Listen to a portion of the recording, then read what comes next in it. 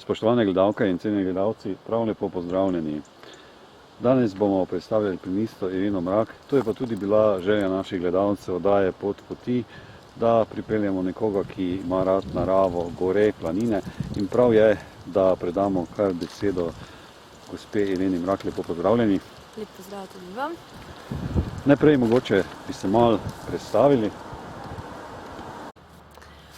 Doma sem iz Tržiča in se nekako ukvarjam z alpinizmom.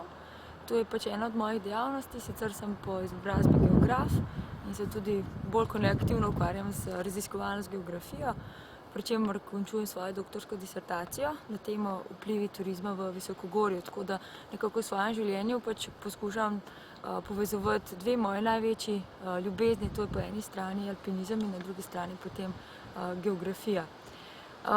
Z alpinizmom se ukvarjam nekako 12 let, začetki so bili tam leta 1995. Začelo se je pa vse skupaj bolj kot ne spontano, s prvo odpravo v Južno Ameriko, takrat z legendarnim Tinetom Miheličem, našim znanim alpinistom.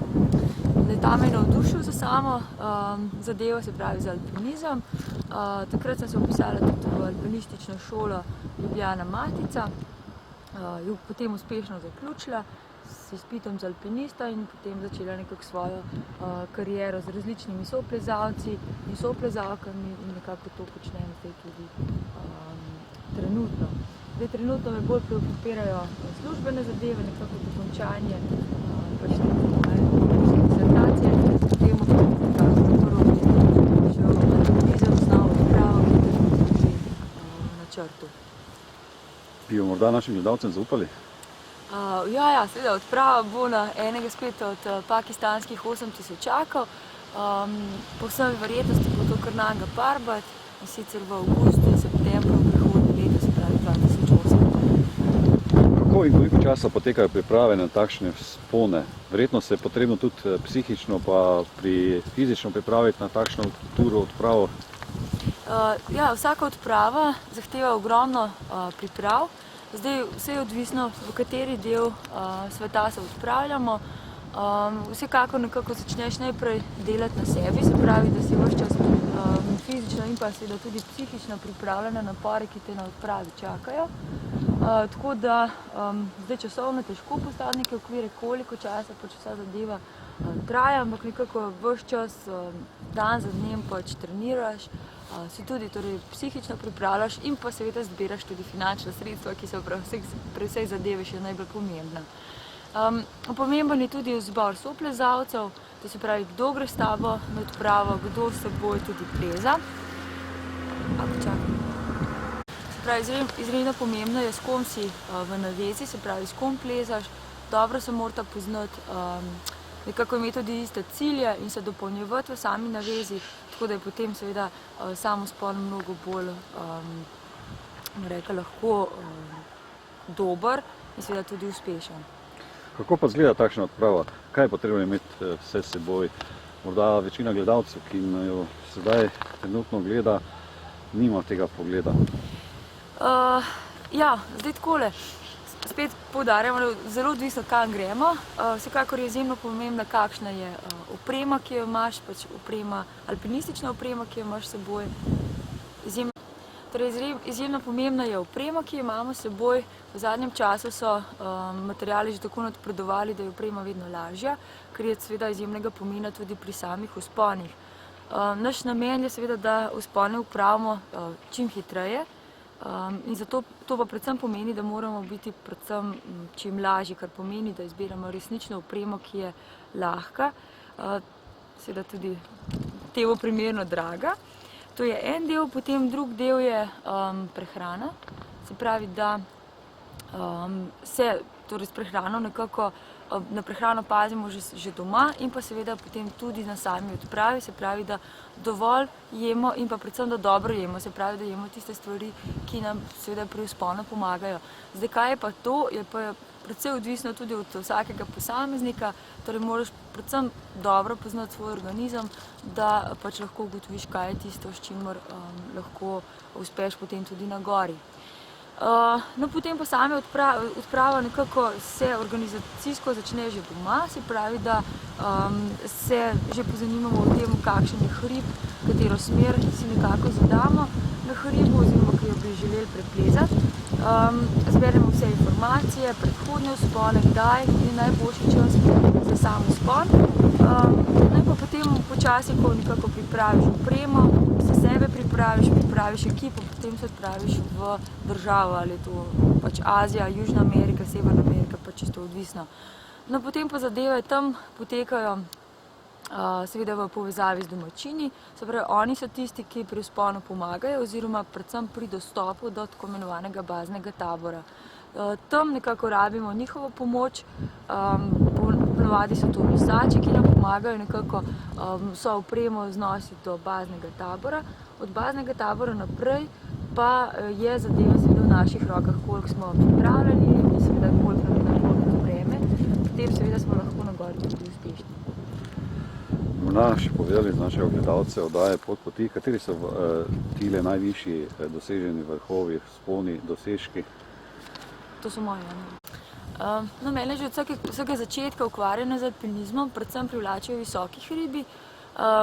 Mogoče res kar tiste najbolj ekstremne višine, pač sanje o 8000 so se začele že tam res v začetku, to se pravi leta 1995, in so bile potem nekako uresničene leta 2004 z mojim prvim pristopom na moj prvi 8000, to je bil pakistanski Gašrobov 2. Takrat z odpravo, ki jo je vodil dr. Stojan Burnik z Fakultete za šport, smo prišli na Gašrobov 2, 8035 metrov je visok. In to je bil pač moj do takrat najvišji vzpon.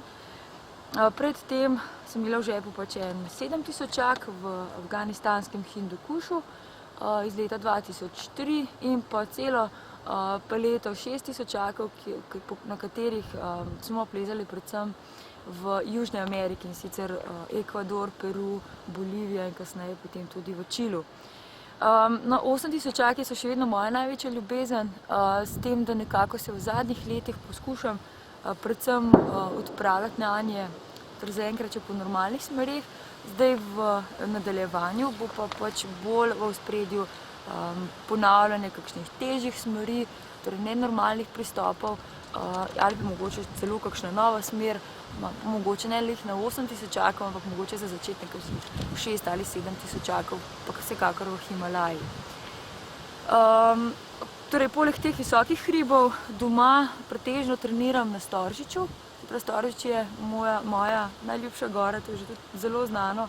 Tako da pač imam ga tudi zelo blizu, tako da se lahko pravzaprav izkoristim vsak prosti trenutek za vzpon nanj.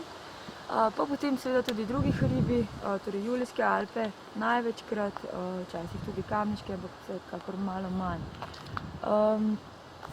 To bi bilo tisto, kar me nekako najbolj pritegne pri alpinizmu. Vsekakor res te visoke gore, kjer je potrebna tudi logistika že doma, torej samih priprav, pa potem tudi organizacija precej zahtevna, torej ko gremo nanje, to je tisto, kar me pravzaprav najbolj pritegne pri vsej stvari.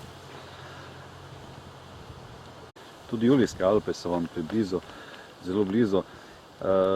In bi morda dejali kakšno besedo, kako pravzaprav ljudje, ki prihajajo v ta narodni Triglavski narodni park, a so dovolj osveščeni ali premalo? Verjetno bolj premalo, ne? Pa jih moram kar pohvaliti. Se mi zdi, da vsaj Slovenci smo zelo osveščeni, tako da recimo lahko v zadnjih letih pač ne opažamo pač večjih količin odpadkov, to, kar se je dogajalo pač v preteklih desetletjih. Tako da se mi zdi, da je ekološka zavest že kar na dosti dobri ravni.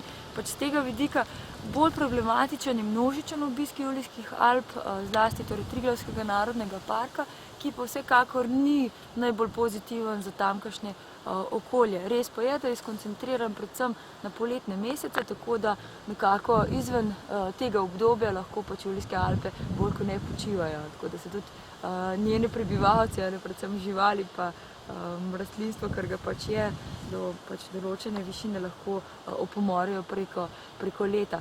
Zdaj, kolikšen je pa dejanski vpliv ljudi oziroma predvsem negativen učinek samega obiska, To pa je tisto, s čimer se ukvarjamo, torej tudi raziskovalno pri nas na geografiji, pa bomo poskušali pač nekako podati neke smernice, kako usmerjati turizem v tovrstnih območjih, torej najprej na primeru Triglavskega narodnega parka, potem pa tudi v ostalih gorskih območjih Slovenije, pa mogoče tudi kje drugje. Morda, da še izkoristim priložnost, tudi če človek večkrat sliši, kako bi pravzaprav naj bil planinec oblečen, ki ko stopi nekje na goro v planino, tudi naša Slovenija je zelo lepa, kar se tiče narave, hribov, planino in verjetno v Adzidackah in ni najbolj priporočljivo, kar se dostikrat zgodi. Ja, vsekakor je izjemnega pomena, da se najprej pozanimamo, torej kakšna je pot, na katero se odpravljamo, torej kakšen je tudi vrh, da precenimo svoje sposobnosti, ali smo dovolj pripravljeni, torej psihično in pa predvsem fizično v naših gorah, da pač to pot zmoremo, se mogoče pozanimamo tudi pri prijateljih. Imamo seboj tudi zemljevid, ki nam pomaga, če se slučajno zgubimo, seveda ga moramo znati tudi prebrati. Sicer je pa izjemno pomembno, ja, da smo pač pravilno oblečeni, obuti tudi, to se pravi, da predvsem imamo v mislih tudi možnost spremembe vremena, ki lahko predvsem pač lahko naredijo naš izlet mogoče malo manj prijeten. Torej, če nismo pripravljeni, torej tudi na mogoče deževje ali pač nevihte, pa mogoče tudi sneženje, potem je lahko zadeva včasih kar majčkeno nevarna. Tako da vedno nekako v nahrbtnih sodijo pač vetrovke, kape, rokavice, dovoljšna količina predvsem tekočine, pa seveda tudi kaj za podzob. To je tisto, kar pač mora biti vedno v nahrbtniku. Kaj pa narediti takrat, če pride nevihta, strele, kar so zelo pogoste v naših gorah in verjetno ni zastonj še enkrat ponoviti, kaj bi delali? Kaj bi delali? Ja, vsekakor to pač vsi verjetno poznamo ali smo vsak kdaj že slišali, to se pravi, če se pripravlja k nevihti, se je potrebno pač umakniti z izpostavljenih grebenov, vrhov, seveda tudi nekako ne imeti na sebi ali v bližini sebe kovinskih predmetov. To so vse tisti napotki, ki jih pač vsak, recimo planinec, kar dobro pozna. Seveda, včasih se temu ne da izogniti, takrat je potrebno, vsekakor v vsakem primeru, čim prej se stopati, predvsem iz teh izpostavljenih predelov in pa seveda tudi izpod kakšnih dreves in podobnih, mogoče bolj markantnih elementov v pokrajini. So tisto, kar nekako privlači strelo ni v redu, tako da takrat se umaknemo. Če se da. Vedno pa ne. Kakšni so občutki vzpona na nižje ležeče planine, hribe, gore, kot je tole pri nas ali pa nekje v Visokogorju? Torej, zahajate, oziroma pri nas v naših gorah, zakaj pravzaprav se odločam za vzpone nanje? Torej, vzponi v hribih pri nas za mene osebno predvsem pomenijo sprostitev, sprostitev pač od vsakodnevnega ritma. Nekako res taki zelo prijetni občutki so, zlasti ko recimo uspeš preplezati neko dobro smer. Včasih ni potrebno, da je smer, včasih že lahko samo nek vzpon na mogoče malo manj obljuden vrh, pač poseben užitek. Predvsem občutek samote je tisto, kar se mi zdi, da privlači ne samo mene, ampak tudi ostale pač ljudi, ki zahajajo v gore. Vsekakor so pa ti občutki majčkeno drugačni, ko pa pridemo v visoke hribe. Tam si pa dejansko izpostavljen mogoče še bolj ekstremnim vremenskim pogojem in je zato tam pa mogoče res izjemno premagovanje samega sebe, ker se zelo pogosto tudi izjavlja pri, tudi če bi mogoče pa spraševali druge alpiniste, takrat spoznaš pravzaprav, koliko si sposoben, da mogoče tudi, ko imaš občutek, da ne moreš več, da si pač tako preutrujen in tako naprej. Ko imaš občutek, da si že preutrujen, pa se že vdaš v usodo, da zdaj pa to že kar konc, še vedno nekje uspeš najti energijo, da preideš oziroma da obideš težave, ki jih imaš pač v sami smeri ali na pristopu na goro in nekako pač uspeš priti ali do vrha ali se pač rešiš v dolino oziroma v bazni tabor. Vsekakor je pa izjemen občutek, ko prideš na vrh, recimo 8000 tak občutek je res mogoče nepopisan, vsaj za mene, ampak spet ne tisti trenutek, ko si na vrhu, takrat predvsem razmišljaš, koliko je fino, da je vsega konec in greš pač in poskušaš se stopati. Občutek, ta dober občutek pride šele kasneje. Torej, ko si nazaj, ko si doma šele, no? Tako da prav mogoče še zelo po kakšnem mesecu dni. Morda za konec še kakšen nasvet bodoči alpiniste, mogoče mnenje, priporočilo, da se tiste, ki si morda želijo malo višje, oziroma ki so ljubitelji planin, gora, narave. No, gore vsekakor lahko ti dajo ogromno, ne? Ogromno na vseh področjih življenja, tako da če kdorkoli pač ima željo po pristopih tudi na te visoke vrhove, mu jih zelo toplo priporočam, ker je pač res izjemno doživetje, pač so tudi ti visoki hribi, pa ne samo hribi, ampak tudi potem spoznavanje ljudi spodaj. To so povsem druge kulture, drugi ljudje, drugačni običaji in to je tisto, kar bogati pač tudi naša življenja. Tako da zelo pač toplo priporočam, kdorkoli se bo kdaj odločil, da poskusi. Seveda je pa potrebno pač najprej probati oziroma pač poskusiti doma, se tukaj nekako pripraviti, šele potem se odide tudi v visoke hribe. Verjetno še vedno velja tisti rek, ta gora ni nora, ampak tisti ples za njo. Ja, mogoče, včasih smo res malo nori, se mi zdi, da včasih res v kakšnih ekstremnih in nemogočih tudi vremenskih razmerah še vedno pač poskušamo pač prelesti na vrh, tako da se mi zdi, da pač ta rek ni kar tako, da še vedno drži. Ja, tako. Zahvaljujem se vam za sodelovanje in vam želim veliko vzponov in varnih sestopov z gora in tudi vse dobro pri vašem tem delu in pa veliko življenjske sreče in vse dobro na vaši življenjski poti. Hvala lepa. Spoštovane gledalke, cenjeni gledalci, zahvaljujem se vam za pozornost. Povabim vas še naprej, da nam tako zvesto pišete na elektronski naslov pot@planet.si. Obiščete spletno stran www.zivilko.com, poti 1, 2, 3, 4 in, dragi prijatelji narave, lepo pozdravljeni in vse dobro vam želim na vaših življenjskih poteh. Nasvidenje in lepo se imejte.